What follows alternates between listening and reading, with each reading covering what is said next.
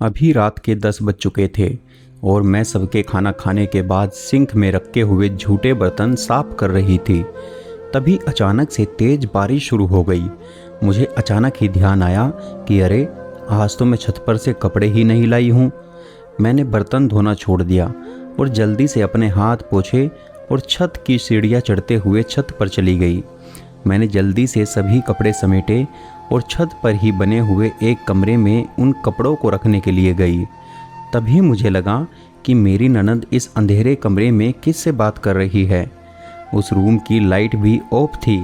बारिश की वजह से जो कपड़े गीले हो गए थे, मुझे उन्हें फैलाना था, इसलिए मैंने लाइट ऑन कर दी। लाइट ऑन करते ही जब उसने अचानक से पीछे मुड़कर देखा तो उसे ऐसे लगा कि जैसे उसकी चोरी पकड़ी गई हो। मैंने उससे पूछा, सौरा, तुम इस वक्त छत पर क्या कर रही हो? उसने बोला, कुछ नहीं भाभी, मेरी दोस्त का फ़ोन था। बारिश की वजह से नीचे नेटवर्क नहीं मिल रहा था, इसलिए मैं यहाँ आकर बात कर रही हूँ। उसने नज़र चुराते हुए और घबराते हुए बोला। मैंने उस वक्त उसकी बात पर ध्यान नहीं दिया। 4 दिन बाद ही मेरे देवर सूरज की शादी थी। घर में कोई भी इस शादी के लिए तैयार नहीं था, क्योंकि लड़की हमारी जात बिरादरी की नहीं थी। वह उसी कॉलेज में पढ़ती थी जहां सूरज और सौरात दोनों पढ़ते थे। सूरज को वह लड़की बहुत पसंद थी और दोनों पिछले 1 साल से एक दूसरे को जानते थे। उसकी लाख कोशिश के बाद भी सास, ससुर और स्वयं मेरे पति इस रिश्ते के लिए इनकार कर रहे थे। जब सूरज को लगा कि घर में कोई भी उसकी बात नहीं मान रहा है, तो उसने धमकी दी कि अगर उसकी शादी सीमा से नहीं हुई तो वह घर छोड़कर चला जाएगा। मेरे सास ससुर ने सोचा, जवान लड़का है, कहीं सचमुच घर छोड़कर चला न जाए, इसलिए मजबूरन उन्हें अपने बेटे की बात माननी पड़ी। हम सभी मिलकर एक दिन लड़की को देखने गए। वह बहुत ही खूबसूरत है। उससे बातचीत करने के बाद मेरा मन भी गदगद हो गया। जल्द ही वह हमारे घर पर मेरी देवरानी बनकर आ गई।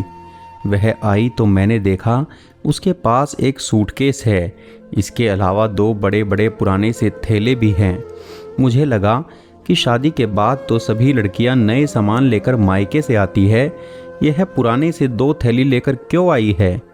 मेरे घर का नौकर उन थैलों को भी अपने हाथ में थाम रखा था। मैंने बोला, मुझे दो, मैं रख देती हूँ। तभी मेरी देवरानी उसे अपने हाथ में ले लेती है और बोलती है, दीदी आप रहने दीजिए, मैं खुद ही रख देती हूँ। उसका इस तरह से बोलना मुझे थोड़ा अजीब लगा।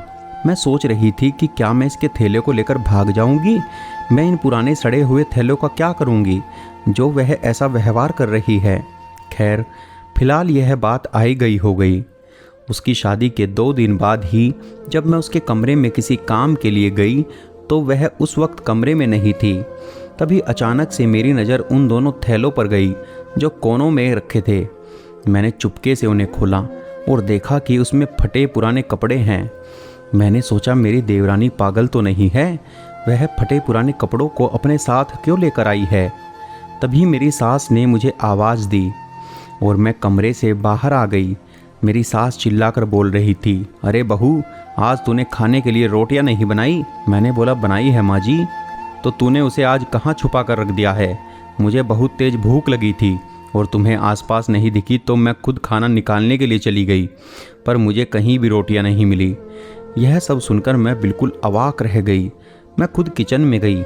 सचमुच मैंने जिस बर्तन में रोटियां रखी थी वह पूरी की पूरी खाली था।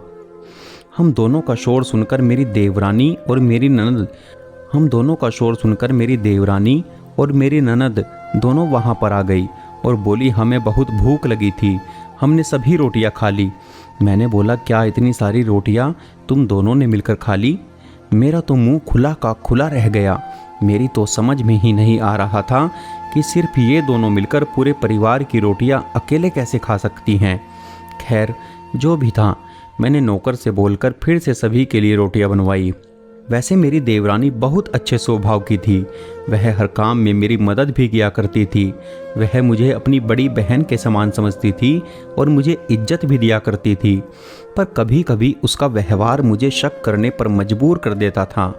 वह बाहर तो कोई काम बता कर जाती, पर जब वह वापस लौटती तो उसके हाथ में वही दोनों पुराने थैले होते। और कई बार मैंने गौर किया था कि वह जाते समय भी कई बार उन थैलों को अपने साथ लेकर जाती थी। इधर मेरी ननंद सौरा का व्यवहार आजकल कुछ अलग ही लगता था। आज फिर से जब छत पर किसी काम से गई, मुझे सीढ़ियाँ चढ़ते हुए ऐसा लगा कि सौरा आज फिर किसी से फ़ोन पर बात कर रही है।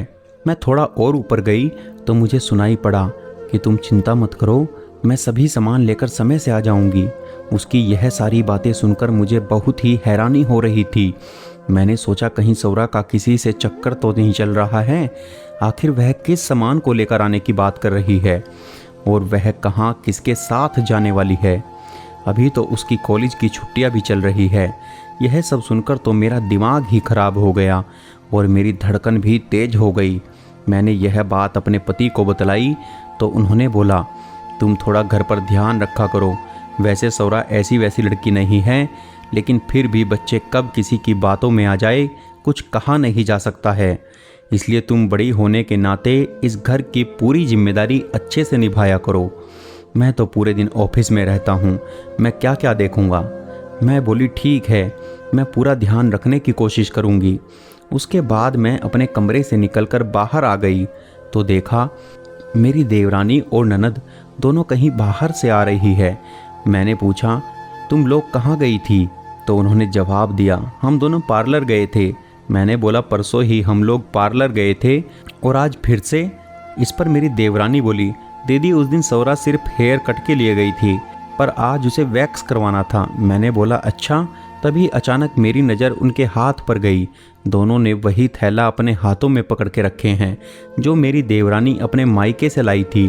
तभी मेरी बेटी दौड़ते दौड़ते आई और बोली, मम्मी मुझे खाना दीजिए, भूख लगी है। मैं जल्दी से किचन में गई और उनके लिए खाना निकालने लगी। मैंने 2 रोटी प्लेट में रखी और सब्जी लेने के लिए पैन का ढक्कन हटाया तो मैं यह देखकर दंग रह गई कि पैन में तो सब्जी ही नहीं है, जबकि घर में अभी तक किसी ने भी खाना नहीं खाया था। मैं तो अपना सर ही पीट ली। आखिर मेरे घर में क्या हो रहा था? कभी सब्जी गायब हो जाती है तो कभी रोटी गायब हो जाती है। ऊपर से सौरा और सीमा दोनों की हरकतें भी बड़ी अजीब थी। यह सब सोच सोच कर तो मेरा दिमाग ही खराब हुआ जा रहा था। मैंने इनडायरेक्ट रूप से सीमा से पूछा, तुमने खाना खा लिया क्या? उसने बोला, हाँ दीदी, सब्जी बहुत अच्छी लगी थी इसलिए मैंने पूरी सब्जी खाली कर दी। आप लोगों के लिए तो बची भी नहीं। मैंने फिर से अपना सिर पीट लिया। कोई अकेले केवल सिर्फ सब्जी कैसे खा सकता था, वह भी इतनी सारी? क्या उसे पूरी सब्जी खाने से पहले हम में से किसी का भी ध्यान नहीं आया? मेरे तो कुछ भी समझ में नहीं आ रहा था। यह सभी चीज़ें मेरे समझ से बाहर की थी। इसलिए मैंने सोचा अब मुझे सौरा और सीमा दोनों पर नज़र रखनी होगी। आज मेरी देवरानी किसी काम से बाजार गई थी।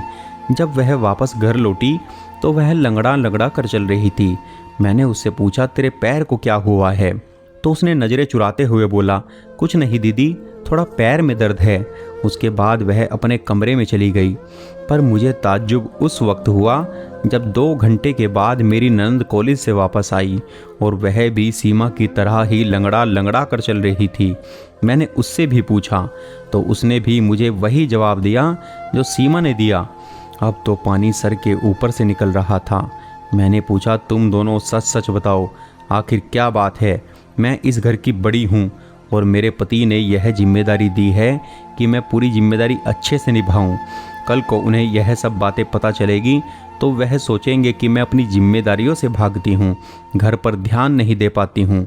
मम्मी पापा की भी अब एज हो चुकी है, उन्हें तो आधी चीज़ें सुनाई नहीं देती, ना ही दिखाई देती है। वह घर का कितना ध्यान रखेंगे? इसलिए तुम दोनों मुझे सच सच बताओ कि आखिर बात क्या है? ऐसा कैसे हो सकता है कि तुम दोनों के पैर में एक ही दिन एक ही समय दर्द हो? इसके अलावा कभी किचन से पूरी रोटियां गायब हो जाती है, कभी पूरी की पूरी सब्जी ही गायब हो जाती है। पूछने पर भी तुम लोग कोई सही जवाब नहीं देते। इसके अलावा कभी कभी तुम दोनों के हाथ में वही पुराना थैला होता है जो सुधा अपने मायके से लेकर आई थी। आखिर इन सब का चक्कर क्या है? दोनों मेरी बातें सुनकर डर के मारे काँप रही थी और घबरा रही थी। उन्हें तो समझ में ही नहीं आ रहा था कि भाभी की बात का हम क्या जवाब दें। मेरी ननंद ने बोला, भाभी ऐसी कोई बात नहीं है, आप हमें गलत समझ रही है। मैं भी आज जिद पकड़ कर रखी थी कि मैं आज सच्चाई उगलवा कर ही मानूंगी। तभी मेरी देवरानी बोली, दीदी आप मेरे साथ चलिए, सारी सच्चाई मैं बताती हूँ। उसके बाद हम दोनों गाड़ी से लगभग 1 किलोमीटर आगे गए होंगे कि सीमा के कहने पर हमारी गाड़ी एक अनाथ आश्रम के बाहर रुकी। मैंने सौरा से बोला, तुम लोगों ने गाड़ी किस अनाथ आश्रम के बाहर क्यों रुकवाई है? तभी उन दोनों ने बोला, आप आइए तो सही, आपको सारी सच्चाई पता चल जाएगी। मैं जैसे ही अंदर प्रवेश किया, मैंने देखा कि वहाँ की लड़कियाँ वही कपड़े पहने हुई थी जो सीमा अपने मायके से अपने साथ लाई थी। मैं देखते ही पहचान गई। सीमा ने बोला, दीदी मैं शादी से पहले के सारे कपड़े अपने साथ लेकर आई थी ताकि मैं उसे गरीबों में बांट सकूं। मुझे मायके में टाइम नहीं मिला, इसलिए उन सब कपड़ों को अपने साथ ही लेकर आ गई थी।